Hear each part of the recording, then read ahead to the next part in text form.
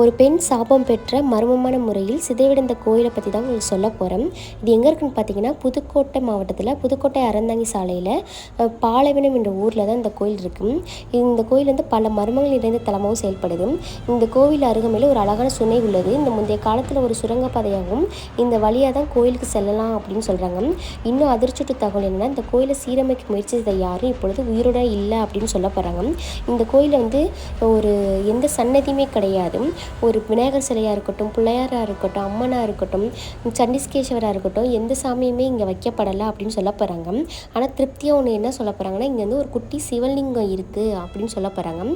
பார்த்தீங்கன்னா, அந்த சிவலிங்கத்தை எடுக்க போனால் ஒரு நாய் வந்து உள்ளே இருந்துட்டு அது எடுக்க விடாம அங்கே குலைச்சிக்கிட்டு இருக்கு. இந்த கோவில் எப்போ தோன்றியது என்ற வரலாறு கூட யாருக்கும் தெரியாத அளவுக்கு இந்த கோவில் மிக பழமை வாய்ந்ததாகவும் இந்த கோயில் இருக்குதுன்னு சொல்லப்படுறாங்க. ஒன் டைம் வந்து இந்த கோயிலை விசிட் பண்ணி பாருங்கள்.